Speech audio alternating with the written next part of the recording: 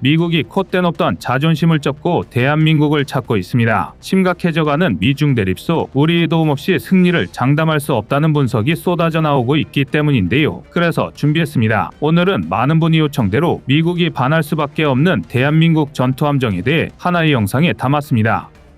한국이 세계 미사일 시장의 선두주자가 될 가능성이 커졌습니다. 최근 미국 해군에 비상이 걸렸습니다. 특히 함대공 미사일 부족이 심각한데요. 현재 미 해군이 주력으로 사용하는 SM-6 미사일의 연간 생산량이 필요 수량에 비해 턱없이 모자란 탓입니다. 이건 대단히 큰 문제입니다. 함대공 미사일의 부족은 함대의 방어력과 직결되는 문제로 대공 미사일이 부족하다는 것은 함대의 방어망에 구멍이 뚫린다는 소리이기 때문입니다. 오죽하면 미국은 이 문제를 해결하기 위해 지대공 미사일 팩3를 함정에서 발사하는 시험을 했습니다. 그나마 다행히 결과는 성공적이었고 지대공 미사일을 함대공 미사일로 전용할 수 있게 됐습니다. 미 해군은 이렇게 급한 불을 끄는가 싶었는데요. 그런데 꼭 문제는 방심한 사이에 터지기 마련입니다. 우크라이나 전쟁에서 패트리어트 미사일의 수요가 급증하면서 지대공 미사일의 생산량 역시 부족해진 겁니다. 이는 비단 미국만의 문제가 아닙니다. 미국의 대공 미사일 부족은 심지어 대한민국 안보에도 심각한 영향을 끼치고 있습니다. 한국을 지키는 주한미군의 주요 대공화기 중 하나가 팩3이며 유사시 한국을 지원하기로 약속된 미 7함대 역시 함대공 미사일이 부족할 경우 전력이 저하될 게 분명하기 때문입니다. 이제 대한민국의 독자적인 함대공 유도탄 보유는 선택의 문제가 아닌 생사의 문제가 되었는데요. 그래서 준비했습니다. 오늘은 대공 미사일의 중요성과 한국이 개발하는 차세대 대공 유도탄에 대해 알려드리겠습니다.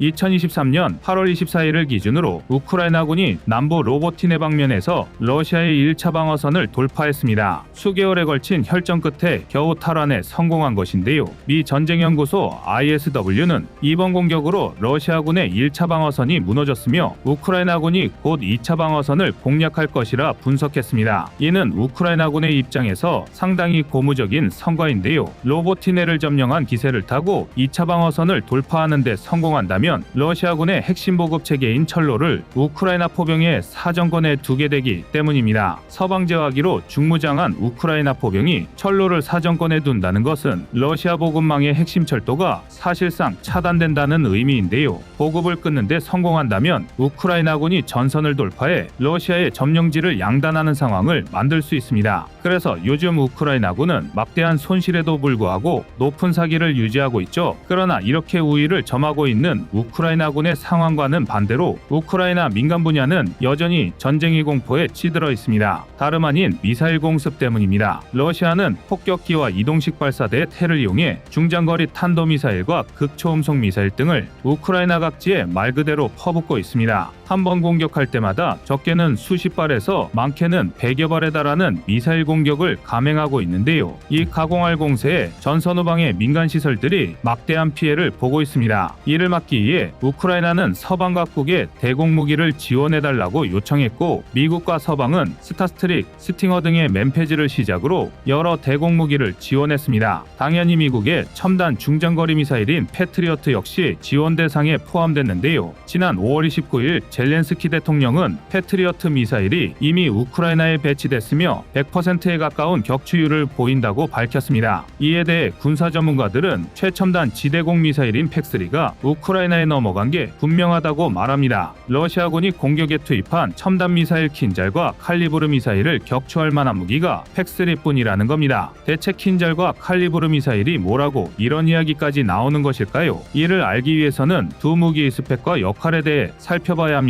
KH-47M2 킨잘 미사일은 이스칸데르 탄도미사일을 항공기에 장착할 수 있도록 개량된 미사일입니다. 길이 7.2m, 직경 1200mm, 총중량 4.3톤에 이르는 강력한 미사일인데요. 공중에서 발사되어 최대 마하 10, 그러니까 극초음속으로 비행해 적의 방공망을 무력화시키는 치명적인 무기체계입니다. 심지어 최대 사거리가 1000에서 2000km 사이로 추정되는데 러시아는 이 킨잘 미사일을 이용해 우크라이나 각지의 핵심 시설을 타격해 공격해왔습니다. 이게 끝이 아닙니다. 칼리브르 미사일도 문제입니다. 3M54 클럽 미사일을 함대지 사양으로 개조한 칼리브르 미사일은 길이 6.2m, 탄도 중량 400kg, 총 중량 1.3톤인 기본형부터 길이 8.9m, 총 중량 2.3톤인 개량형까지 있는 직경 533mm급 순항 미사일입니다. 속도는 버전에 따라 마하 0.8인 아음속부터 마하 3인 초음속까지 다양한데요. 이 미사일은 킨잘에 비해 느린 대신 최대 50m까지 비행고도를 낮출 수 있어 고성능 레이더와 요격 체계가 아니면 탐지가 어렵습니다. 그런데 문제는 우크라이나가 원래 가지고 있던 지대공 미사일은 S-300군이었다는 것입니다. S-300은 1978년 처음 개발되어 2010년대까지 개량형이 개발된 구소련제 지대공 미사일인데요. 그만큼 구형 무기로 나름 괜찮은 성능을 가졌으나 초음속 순항 미사일인 칼리브르나 극초음속 공중발사 탄도미사일 ALBM인 킨자를 요격하기에는 아무래도 성능상 한계가 분명합니다. 실제로 개전 초까지만 하더라도 러시아의 무차별적인 미사일 공습에 우크라이나의 여러 핵심 시설이 파괴되면서 정전, 화재 등 여러 사건이 일어났습니다. 게다가 이에 따른 민간인 인명피해도 심각한 수준이었는데요. 그러나 지금은 아닙니다. 우크라이나 젤렌스키 대통령이 서방 각지를 돌면서 대공 미사일 지원을 요청한 결과 미국의 패트리어트 미사일, 독일의 아이리스티 SLM 미사일 등 서방제 첨단 대공 미사일의 지원이 이뤄졌기 때문입니다. 이 덕에 우크라이나의 대공세가 시작될 수 있었다 해도 과언이 아닌데요. 그런데 거꾸로 미국에서는 난리가 났습니다. 우크라이나를 지원하다 보니 정작 자신들이 사용할 미사일이 부족해지는 현상이 벌어지고 있기 때문입니다. 이 문제는 한 회사 때문에 발생했는데요. 바로 레이시온 테크놀로지입니다. 지난 6월 21일 RTX로 사명을 변경한 레이시온은 스탠다드 미사일, 통칭 SM 시리즈로 불리는 각종 함대공 유도탄은 물론 여러 무기를 생산하는 미국의 거대 방산 기업입니다. 지난 수십 년간 미국이 사용한 SM2, SM3, SM6 등의 중장거리 함대공 유도탄을 독점적으로 공급해온 굴지의 기업이죠. 이렇게 미국이 함대공 유도탄을 전부 레이시온에 맡겨버리자 세계 각지에 있는 미국의 동맹들도 연합훈련 및 유사시에 미국으로부터 미사일을 공급받기 위해 레이시온제 스탠다드 미사일을 구매했습니다. 여기까지는 지극히 합리적인 결정이었으니 모두가 만족했습니다. 하지만 시간이 지나면서 이야기가 달라졌습니다. 냉전 이후의 세계적인 군축 기조에 따라 덩달아 레이시온의 미사일 생산량도 줄어갔고 이로 인해 미사일 공급에 문제가 생긴 겁니다. 이는 세계 각지에서 발생한 SM2 불량 사건이 잘 보여주는데요. 한국에서도 발생한 불발 사건 때문에 여러 국가가 SM2의 환불 내지는 교환을 요구했으나 레이시온은 이를 거절했습니다. 이미 수익성이 악화하여 한계에 도달했기 때문인데요. 하지만 이런 상황에도 불구하고 미 해군은 차기 함대공 미사일인 SM6를 레이시온이 생산하도록 했습니다. 마땅한 대체제가 없었기 때문인데요. 결과는 참담했습니다. 2009년부터 생산된 SM6 시리즈는 세계 각국의 엄청난 소요에도 불구하고 2022년까지 겨우 500발만 생산되었습니다. 미 해군에 조달해야 할 미사일이 1800발이라는 점을 생각하면 정말 터무니없는 생산량인데요. 이에 대해 RTX 측에서는 이미 연간 125발 수준의 생산력을 확보했고 2026년까지 연간 200발을 생산하겠다고 약속했으나 이는 달리 말해 2020년대 중반까지 미 해군이 필요로 하는 SM6 수량조차 만족하지 못한다는 뜻입니다. 이 때문에 미 해군은 상당히 난처한 처지가 됐습니다. 구형 SM2 미사일은 불량도 불량이거니와 미국의 가상적국인 중국이 보유한 막대한 규모의 대함탄도 미사일에 대한 대응력이 떨어지기 때문입니다. 이는 굉장히 심각한 문제인데요. 가장 큰 문제는 대만입니다. 현재 대만은 중국의 침공 위협에 노출되어 있습니다. 우크라이나 전쟁에서 러시아가 참패를 거듭하며 중국의 침략 위협이 잠시 사그라든 것처럼 보이나 반대로 우크라이나 전쟁을 예견한 미국의 싱크탱크들은 이구동성으로 중국의 대만 침공이 몇 년 남지 않았다고 주장하고 있습니다. 수년 내 동북아 패권을 둔 대전이 벌어진다는 건데요. 실제로 이를 위해 중국은 둥펑 11, 15, 16, 17 등의 탄도미사일 1200여 기와 PLC-191 같은 초대형 방사포 전력을 준비 중입니다. 이를 대만이 단독으로 막는 것은 절대 불가능합니다. 그래서 미 해군과 일본 해군이 전시에 대만의 방공망을 보완해줘야 하는데요. 그런데 그 미사일 공급망에 구멍이 뚫린 겁니다. 이를 극복하기 위해 미국에서는 연간 생산량이 500발이고 앞으로 연 550발까지 늘어날 수 있는 팩3MSE를 함정에서 사용할 수 있도록 개량 중입니다. 미 해군의 수직 발사관인 마크 41에서 발사가 가능하도록 수직 발사관의 인터페이스를 개량하고 이지스함의 레이더와 팩3MSE가 서로 데이터를 주고받을 수 있도록 연동시키는 작업을 수행 중인데요. 사실상 시험 발사만 잘 마무리되면 곧바로 실전 배치가 가능한 수준입니다. 팩3MSE는 패트리어트 지대공 미사일 체계의 끝판왕격인 미사일로 길이 5.2m, 직경 300mm, 무게 315kg에 최대 속도는 마하 5 이상의 극초음속 비행이 가능한 미사일입니다. 사거리는 90km로 SM-6에 비해 여러모로 뒤처지지만 최대 30km 고도의 탄도미사일까지 요격할 수 있어 급한대로 미 해군이 쓸 물량을 댈 수는 있습니다. 정확히는 그러리라 판단했는데요. 그런데 우크라이나 전쟁이 터지면서 이야기가 달라졌습니다. 매달 우크라이나에서 수십 발의 패트리어트 미사일이 소모되는 상황에서 팩3MSE라고 재고가 충분하다는 보장이 없는 겁니다. 이건 정말 큰일입니다. 미국이 문제가 아니라 대한민국도 난리가 날 이야기입니다. 우리 해군의 최신의 함정인 정조대왕급 이지스 구축함의 주력 함대공 미사일이 SM-6이기 때문인데요. 미 해군에 납품할 SM-6도 공급하지 못해 쩔쩔매는 RTX가 미사일을 한국에 충분히 납품하는 것이 가능할지 의문입니다. 그렇다면 이대로 SM-6가 생산될 날만 기다리며 쩔쩔매하는 것일까요? 그건 아닙니다. 우리 군은 오래전부터 이런 일이 일어날 것을 예측하고 함대공 유도탄2 사업을 진행 중입니다. 해공 단거리 함대공 미사일 개발로 축적한 노하우를 바탕으로 중장거리 함대공 미사일을 개발하는 건데요. 지금까지는 상당히 순조롭게 개발이 진행되고 있다고 알려져 있습니다. 그러니까 SM-6 공급에 차질이 생기더라도 함대공 유도탄2 사업만 잘 마무리한다면 대한민국까지 미사일 부족으로 고생할 일은 없습니다. 오히려 위기를 기회로 삼을 수도 있는데요. 미국과 직접적으로 동맹을 맺고 마크 41 수직 발사관만 사용하는 주요 열강에는 미사일을 팔지 못하겠지만 해성 유도탄을 구매한 콜롬비아처럼 중견국에 가성비 좋은 고급 무기로 팔려나가려지가 충분합니다. FA-50처럼 틈새 시장을 공략하는 수출효자가 될 수 있는 것이죠. 또 있습니다. 함대공 유도탄은 지극히 방어적인 무기로 대만을 두고 미중일이 격돌할 때 대한민국의 선택지를 넓혀줄 것입니다. 다가올 양안전쟁의 중립을 지키든 미국의 편이 되든 반드시 확보해야 할 필수 무장입니다. 이를 독자적으로 확보했다는 것은 대한민국의 안보 역량이 수직 상승하는 것이나 마찬가지입니다.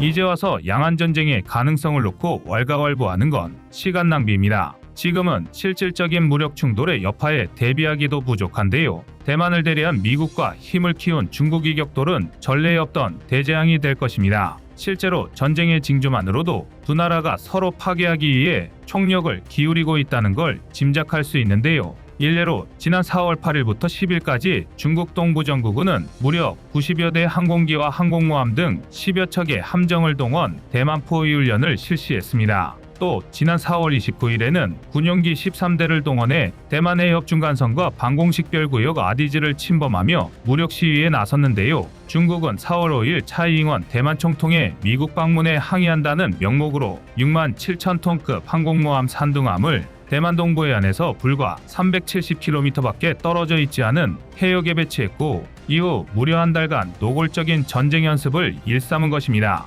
이와 같은 중국의 만행은 당장 멱살만 안 잡았다 뿐이지 눈앞에까지 칼을 들이미는 것과 같습니다. 훈련이라는 말도 안 되는 명목으로 방공식별 구역까지 침범하겠다는 건 연습 삼아 대만 시내 한가운데 폭탄도 떨어뜨려 보겠다는 것과 별반 다를 게 없습니다. 이에 미국 태평양 함대는 10만 톤급 니미츠 항공모함을 대만 동부해역에 급파했고 두 초강대국의 최대 전력이 출동대기를 걸어놓은 채 대치하는 초유의 사태가 벌어졌는데요. 그런데 문제는 얼핏 팽팽해 보이는 이 대립관계를 유지하는 것만으로도 중국의 상당한 이득이라는 것입니다. 불과 10년, 20년 전만 해도 중국이 해상에서 미국과 대치한다는 건 꿈도 못 꿀 일이었습니다. 가장 큰 이유는 역시 전 세계에서 오직 미국만이 보유한 10만 톤급 슈퍼캐리어와 이를 중심으로 운용되는 대규모의 해군 전력 때문이었습니다. 먼저 2017년 제럴드 할 포드급 항공모함이 등장하기 전까지 무려 40년 동안 미 해군의 무력을 상징하던 니미츠급 항공모함은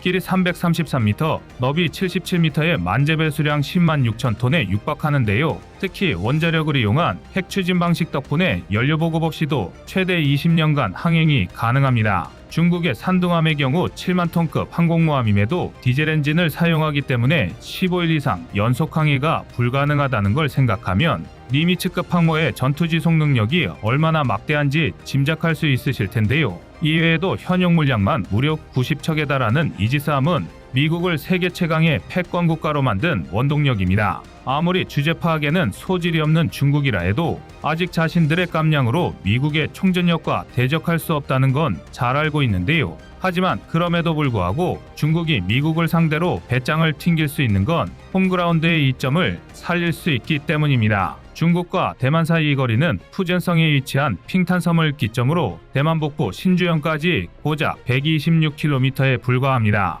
아시아의 물개 조우련 선수가 울릉도 독도횡단에서 수영한 총거리가 약 120km 정도니 사람이 자력으로 상륙하는 것도 불가능한 건 아니라고 할 수 있는데요. 이를 알고 있는 중국도 지난 2022년 8월 낸시 펠로시 하원 의장의 대만 방문에 앙심을 품고 둥펑 계열 미사일 11발을 대만 상공을 가로지르게 발사했습니다. 특히 중국은 이 과정에서 사거리만 13,000에서 16,000km의 소형핵 탄두까지 탑재 가능한 둥펑5B를 동원하기까지 했는데요. 이는 중국이 마음만 먹는다면 대만의 한 섬뿐만 아니라 핵으로 대만 동부 해역에 떠있는 미국 항모전단까지 타격할 수 있다는 협박이었습니다. 일반적인 탄도미사일이라면 빠른 속도로 기동하는 항모전단을 타격하는 게 불가능하겠지만 핵미사일이라면 과도한 위력으로 사정이 달라지는데요. 핵미사일급의 위력이라면 항공모함과 그 전단이 아무리 회피기동을 시도한다 하더라도 후폭풍 범위에서 완전히 벗어날 수 없습니다. 문제는 이뿐만이 아닙니다. 거리가 가깝다는 얘기는 그만큼 전략적 선택지가 증가함과 동시에 더욱 원활한 보급 체계를 운용할 수 있다는 장점도 있습니다. 일례로 지난 2015년 12월 중국은 군개혁을 추진하며 미국과 그 동맹국을 상대할 5대 전쟁 계획을 마련했습니다. 그런데 여기서 눈여겨봐야 할 것은 바로 5대 전쟁 계획의 주요 전략 방향 최우선 목표가 미군 괴멸이 아닌 대만의 최우선 점령이라는 것입니다. 양안 전쟁의 과정이 어떤 식으로 진행될지는 아무도 모르지만 적어도 그 시작만큼은 중국의 선제 공격에서 비롯된다는 걸 감안하면 굉장히 심각한 문제인데요. 즉, 중국 입장에서는 굳이 미 해군을 상대할 필요 없이 미사일과 전투기 등 가용할 수 있는 모든 전력을 활용한 대규모 공습으로 대만의 주요 목표물을 선제 타격하면 그만입니다. 또한 일단 상륙에만 성공하면 육상무기 체계를 활용하는 이상 중국 본토에서 공급되는 보급선에도 큰 장애물이 없는데요. 이는 곧 지속적인 작전 수행 능력에서 미국을 뛰어넘을 수 있다는 의미입니다. 우크라이나 전쟁에서도 알 수 있듯이 현대전은 곧 누가 먼저 지치는가를 겨루는 소모전의 양상을 띠고 있습니다. 양안전쟁도 단기 결전으로 끝나지 않는 이상 아무리 20년을 항해할 수 있는 니미츠급 항공모함을 보유한 미국이라도 시간이 지날수록 급속도로 불리해질 수밖에 없습니다. 중국은 이를 알고 있고 그래서 남중국 해상에서 미국과의 전면 대치를 이어가고 있는 건데요. 상세한 내부 사정이 어찌되었든 국제사회의 시각에서는 중국이 미국과 소위 말해 맞짱을 뜰 수 있을 만큼 성장했다는 식으로 비칩니다. 냉전이 끝나고 미국이 정립했던 새로운 세계 질서를 중국이 다시 쓰려 하고 있는 것입니다. 중국이 믿는 구석은 또 있습니다. 바로 해상전력의 규모인데요. 결론부터 말해 중국의 해군력은 결국 미국의 해군력을 능가했습니다. 중국의 발표에 따르면 2020년 처음으로 해상전력 분야에서 수적으로 미국을 앞지르기 시작했는데요.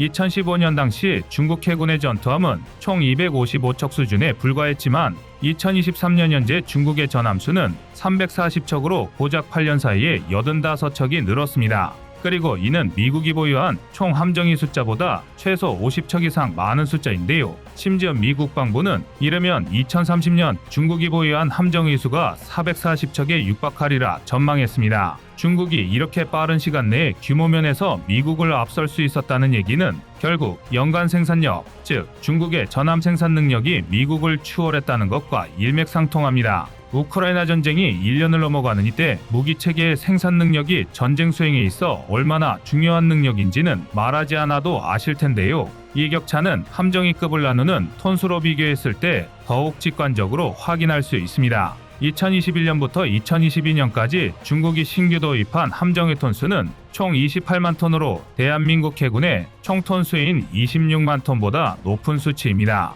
쉽게 말해 중국이 불과 2년 동안 생산한 군함의 규모가 대한민국 해군 전체 규모를 능가했다는 얘기인데요. 정리하자면 결국 중국은 대미해군 전략으로 기술적 차이에서 발생하는 질적 열세를 압도적인 규모 차이로 메우려 하고 있습니다. 그리고 이 같은 중국의 양적 팽창 전략은 생각보다 더욱 유효하게 작동하고 있습니다. 일례로 중국의 최신의 8만 5천 톤급 항공모함인 푸제남은 벌써 중국의 세 번째 항공모함인데도 불구하고 여전히 디젤식 추진 장치를 채용하고 있습니다. 이는 1975년 취역한 미국의 니미츠급 항공모함과 비교했을 때 무려 50년 가까운 시간이 흘렀음에도 아직 중국의 함정 건조 기술이 미국을 따라잡지 못했다는 방증입니다. 디젤 추진식 항공모함은 지속적인 연료 공급이 필요하기 때문에 대형 보급선을 반드시 대동해야 하는데요. 이로 인해 대양에서의 작전 지속 능력과 임무기간에 심각한 영향을 줄 수밖에 없습니다. 또한 푸제남은 함재기 탑재 수량이 가장 큰 단점입니다. 사실 바다 위에서 제공권을 장악할 수 있게 해준다는 게 항공모함의 존재 이유인데요. 함재기가 없는 항공모함은 공격수단도 형편없고 속도마저 느린 그저 움직이는 거대한 표적에 불과합니다. 그런데 푸제남은 기존 야오닝함, 산둥함에서 사용하던 스키점프대 방식이 아닌 캐터펄트 이함 방식을 적용했음에도 함재기 탑재 수량에서 큰 변화를 만들어내지 못했습니다. 실제로 푸제남에 탑재 가능한 함재기는 고작해야 40여 대 안팎으로 파악되고 있는데요. 이전형인 산둥함의 함재기도 32대 내외였던 것을 고려하면 큰 변화라고 생각하기 어렵습니다. 심지어 미국의 최신형 항공모함인 제럴드 알포드급이 2배가 넘는 80대, 수적 주력인 니미츠급 항공모함이 1.5배에 달하는 60대의 함재기를 탑재한다는 것을 감안하면 산둥함의 전투 수행 능력은 한참이나 부족합니다. 그나마 산둥함은 전자식 캐터펄트와 어레스팅 와이어를 활용한 이착함 방식을 적용하면서 일종의 프로토타입이었던 야오닝함, 산둥함을 넘어 중국의 항공모함 기술력을 안정적인 궤도에 안착시켰다는 평가를 받습니다. 그 이유는 기본적으로 중국의 함재기인 젠15 전투기가 미국의 F-18EF 슈퍼호넷이나 F-35C에 비해 무게가 무겁기 때문인데요. 이로 인해 스키점프대 방식을 활용하던 기존에는 바다에 추락하지 않기 위해 무기와 연료의 무게를 줄일 수밖에 없었습니다. 하지만 푸제남의 경우 증기추진식 캐터펄트를 장착한 덕분에 젠15 전투기로도 최대 6.5톤에 이르는 무장 탑재가 가능해졌습니다. 이처럼 중국은 명백하게 미국보다 기술적으로 뒤처져 있습니다. 하지만 지난 십수년간의 세월을 해군력 증강에 쏟아부으면서 최소한 자신들의 앞마당에서만큼은 미국을 위협할 수 있게 되었는데요. 아무리 미국이라 하더라도 과거처럼 중국을 상대로 일방적인 우세를 점치기 어려워졌습니다. 실제로 지난 2022년 8월 미국의 전략국제문제연구소 CSIS가 발표한 수십 차례의 시뮬레이션 결과 미국은 항공모함 2척과 군함 수십 척, 항공기 수백 척을 비롯해 막대한 피해를 입은 채 상처뿐인 승리를 거머쥐었습니다. 그런데 앞서 말했던 것처럼 양적 팽창에 집중하며 생산력을 크게 증가시킨 중국이 이른 시일 안에 전력을 재구축할 수 있는 것과 달리 미국은 피해를 회복하는 데만 막대한 시간을 쏟아부어야 한다는 것입니다. 미국이 전 세계를 대상으로 발휘하는 막강한 영향력은 11개의 항모전단에 기반을 둔 6개의 함대에서 나옵니다. 그리고 이를 바꿔 말하면 미국의 해군력이 얼마나 막대하든 전 세계에 분산되어 있다는 뜻입니다. 지난 1970년에 해체된 제1함대를 제외하고 미국이 보유한 6개의 함대는 크게 대서양, 태평양, 중남미, 인도양, 아프리카 해역에 각각 배치되어 있습니다. 미국이 세계의 경찰을 자처할 수 있었던 이유가 바로 여기에 있는데요. 웬만한 강대국보다 훨씬 강력한 해군력의 6개 함대가 5대양의 모든 곳에 배치되어 있으니 사실상 전 세계에 미국의 영향력을 투과할 수 있었던 것입니다. 특히 해상무역에 크게 의존하고 있는 미국 입장에도 자국 경제를 보호하고 세계무역의 안전을 보장할 수 있다는 장점이 있는데요. 또한 미국은 이를 바탕으로 5호국의 군사적 안전성을 보장하면서 미국이 동맹이라는 일종의 통행증을 발급해왔습니다. 쉽게 말해 극단적으로 표현하자면 전 세계 어느 바다도 미국의 허락이 없다면 지나갈 수 없다는 얘기입니다.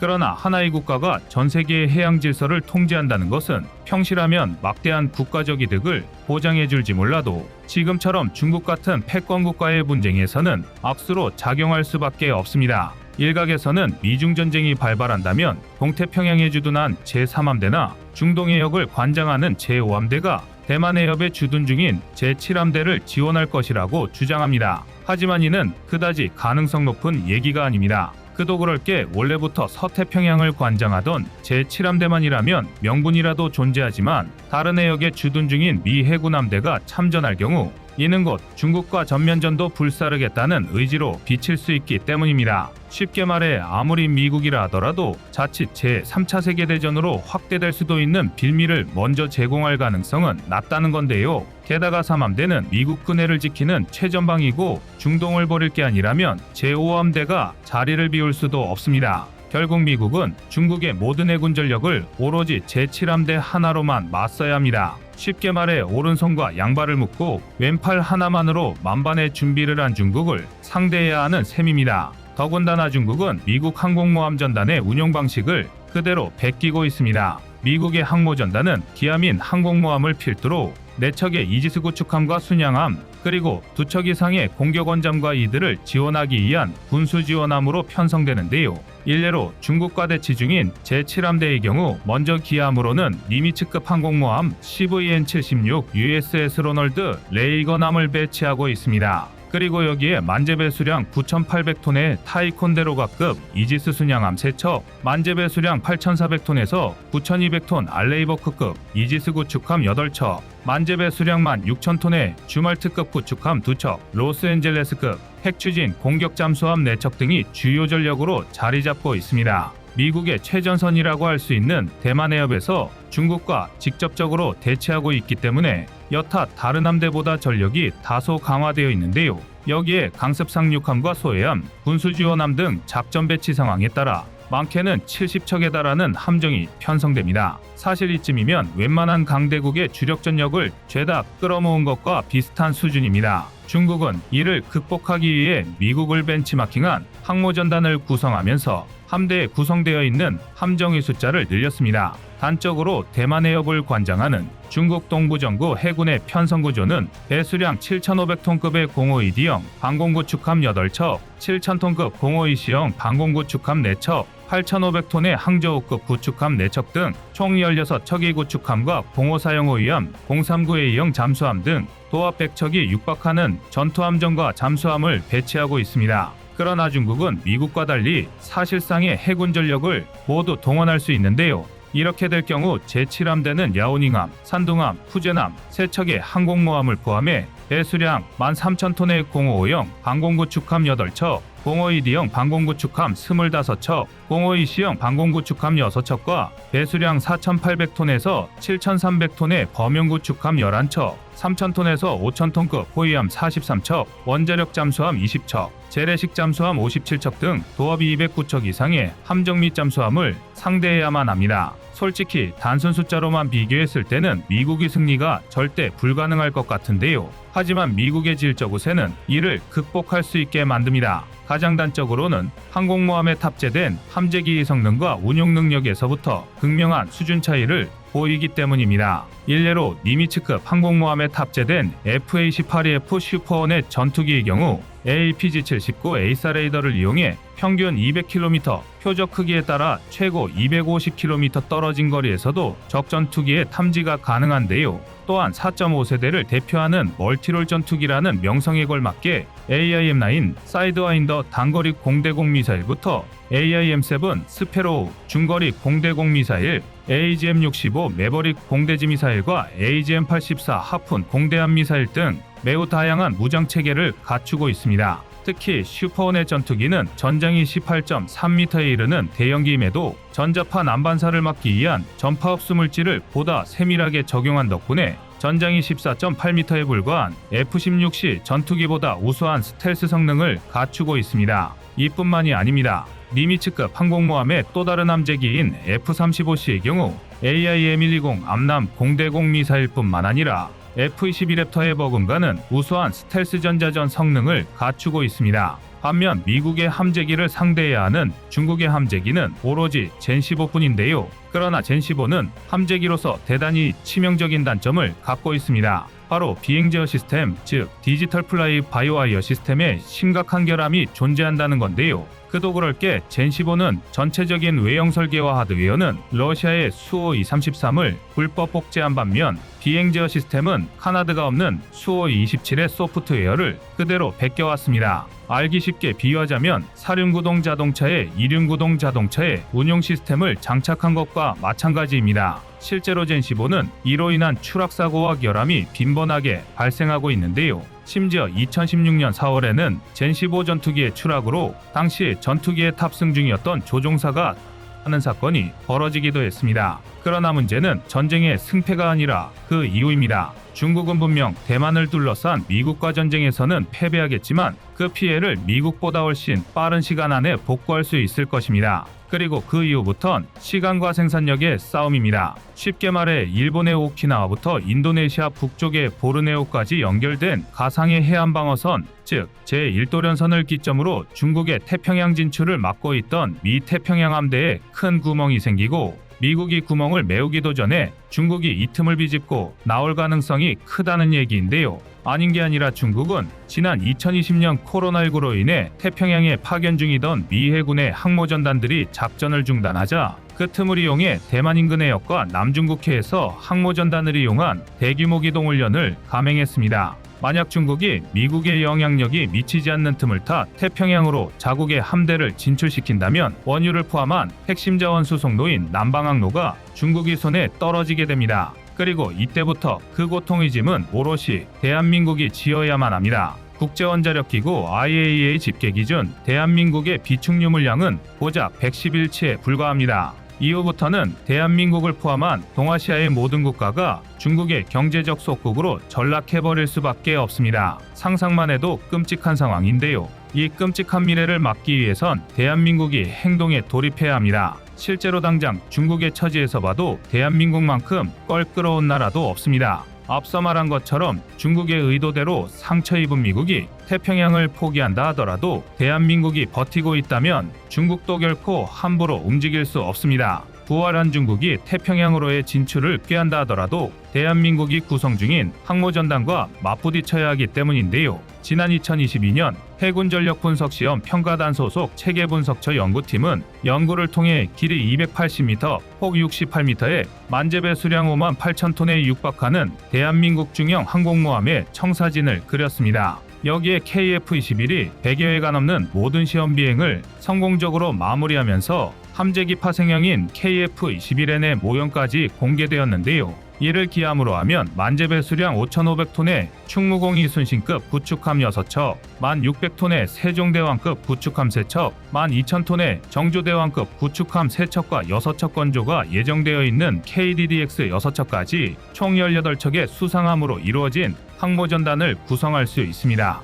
여기에 도산안창호급 잠수함 3척과 경합의 수량만 4,600톤이 넘는 FFX 배치포 6척, 충남급 호위함 6척을 포함하면 30척의 전투함정과 3척의 잠수함이 대한민국의 해역과무 영로를 수호하게 됩니다. 게다가 세계 최고 수준의 대형군수 지원함으로 편성된 대한민국의 해상보급 능력을 고려하면 원양작전까지도 충분히 수행 가능한데요. 또한 대한민국은 북한의 탄도미사일 도발에 더욱 효과적으로 대응한다는 명목으로 2026년까지 서해무인도를 활용한 미사일 기지 건설 사업을 추진하고 있습니다. 그러나 사실상 서해무인도 미사일 기지는 북한보다 중국에 더 치명적입니다. 일례로 경렬비열도는 베이징에서 불과 880km밖에 떨어져 있지 않은데요. 이는 서해의 최전선 방어기지이자 중국의 심장을 겨냥한 비수입니다. 결국 이를 의식한 중국은 무력 충돌을 감수하지 않는 이상 대한민국의 태평양 진출로를 완전히 장악할 수 없습니다. 결국 다시 한번 무소불위의 무력이 대한민국의 숨통을 붙잡는 셈입니다. 다만 한 가지 분명한 것은 대한민국이 양안전쟁에서 누구의 편을 들더라도 결과적으로 다른 쪽과는 단절을 각오해야 할 상황이 생길 것이라는 점입니다.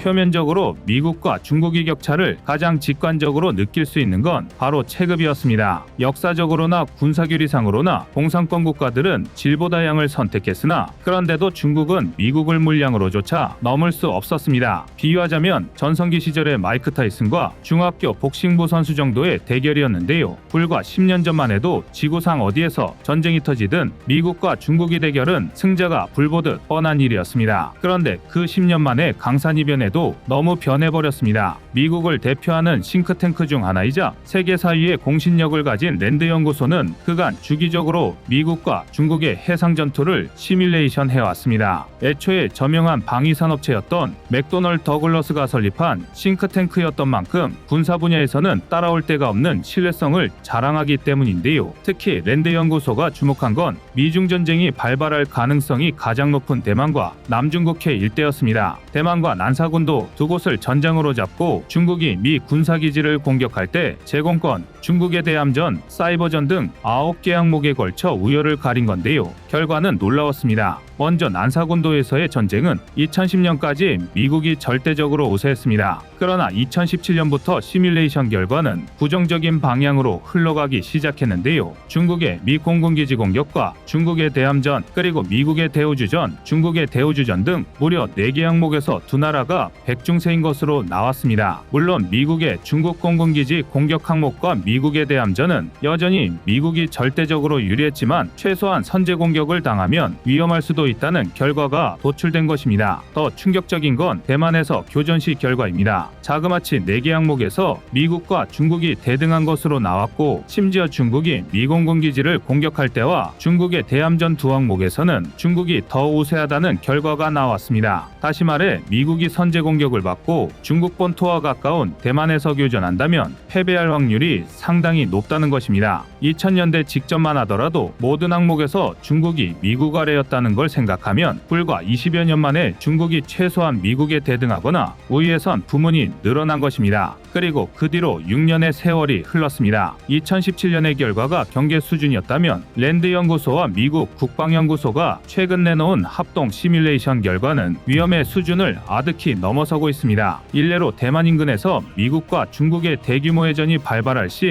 미 해군 함정 상당수가 피격당할 수밖에 없어 제2차 세계대전 이후 최대 규모의 손실이 불가피하다는 결론이 나왔습니다. 미국은 제2차 세계대전 당시 무려 173척에 달하는 전투함정과 잠수함을 잃었는데요. 만약 현재 미 해군 규모로 이 정도의 손실이 발생한다면 더 이상 미국은 태평양 함대를 유지하지 못할 것입니다. 만에 하나 어떤 기가 막힌 묘수를 발견해 전쟁을 승리로 이끈다고 할지라도 누적된 막대한 손실을 복구하지 못하고 국제적인 영향력을 완전히 상실해버릴 텐데요. 게다가 이를 피하기 위해 해안에서 멀리 떨어진 원양에서 해전을 벌일 경우 항공모함의 위력이 절반 이하로 줄어듭니다. 이 경우 대한민국과 대만, 일본에 주둔 중인 미 공군의 지원이 필수적입니다. 정리하자면 이미 양안전쟁의 결과는 미국의 손을 떠난 지 오래입니다. 대려 대한민국과 같은 주변 동맹국에 필사적으로 도움을 요청해야 하는 꼴인데요. 미국을 손절할 수도 없는 노릇인 대한민국의 처지에서 이는 심각한 안보 위협입니다.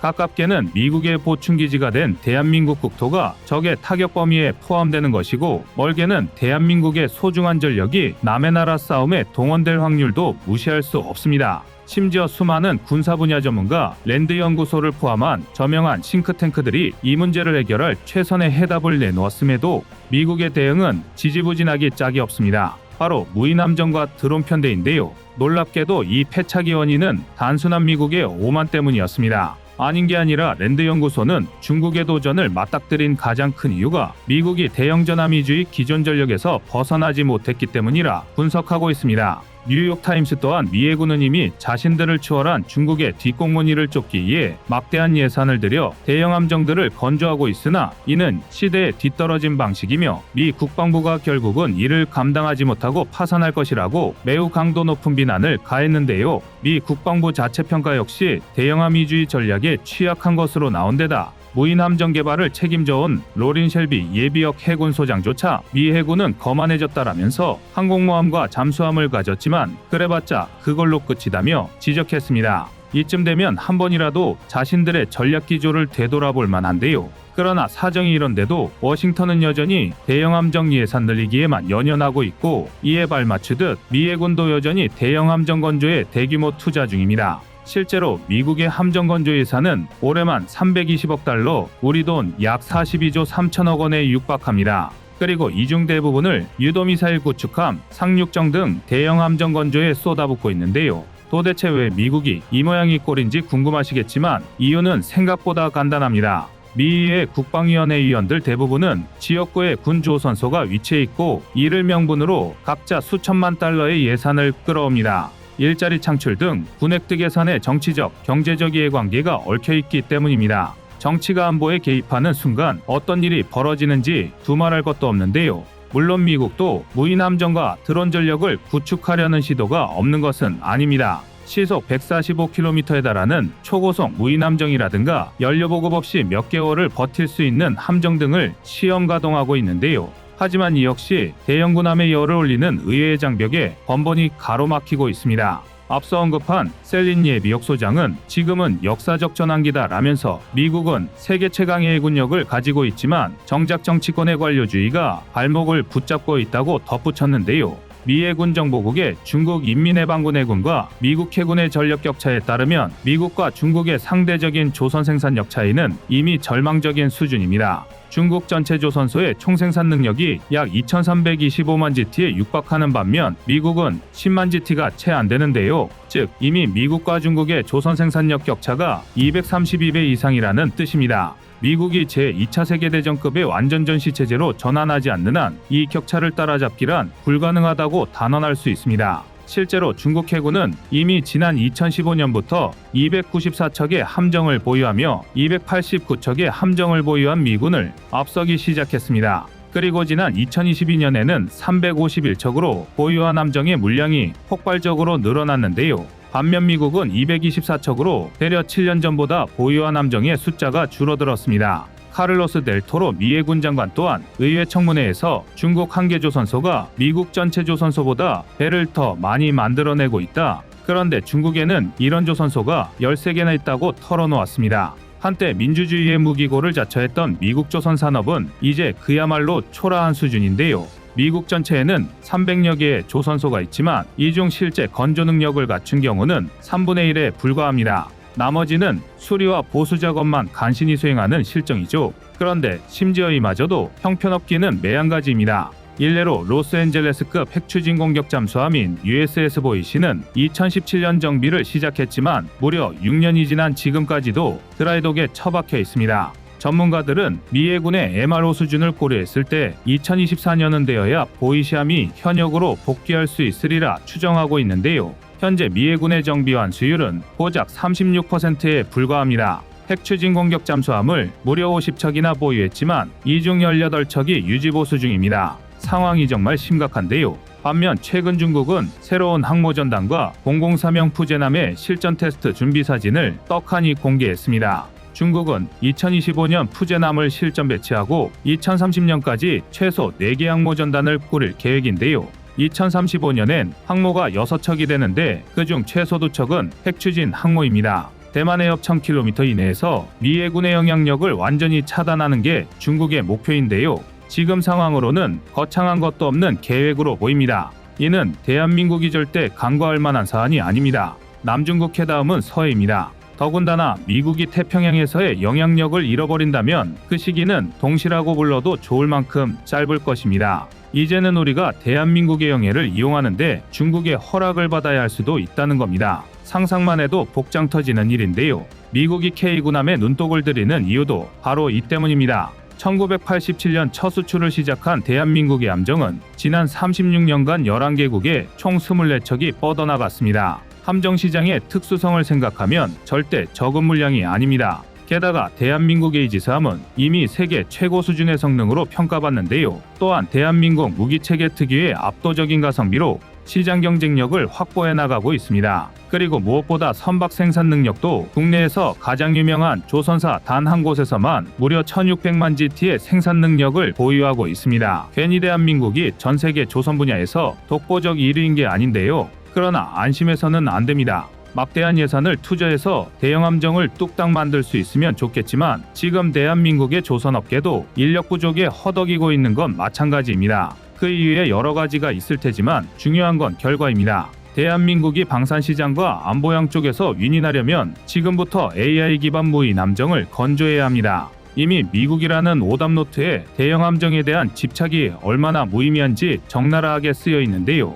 다행히 대한민국은 이미 2040년까지 함대 사령부를 3개에서 2개로 줄이고 대신 무인수상함, 무인잠수정, 무인항공기 전대로 구성된 해양무인전략 사령부를 창설하려 하고 있습니다. 상당히 빠른 속도로 변화하고 있는 건데요. 송두리째 바뀌어버린 해전의 판도 속에서 대한민국이 방향타를 잃지 않고 거친 풍파를 헤쳐나갈 수 있길 바라겠습니다. 이상 꺼리튜브였습니다. 안녕하세요, 꺼리튜브입니다. 그동안 보내주신 사랑과 응원으로 1편 출간에 이어 이번에 꺼리튜브의 새로운 신작 세상에 밝혀지지 않은 현대무기 비하를 출간했습니다. 내용이 어려워 쉽게 다가서지 못했던 군사무기 이야기를 남녀노소 누구나 편하게 이해할 수 있도록 모아봤는데요. 그 누구도 알 수 없던 현대무기 비하의 숨겨진 이야기를 이제 온라인 서점이나 가까운 서점에서 만나볼 수 있습니다. 또 전문적인 군사무기 이야기를 알고 싶다면 꺼리튜브 1편인 대한민국 육해공 군사무기도 준비되어 있습니다.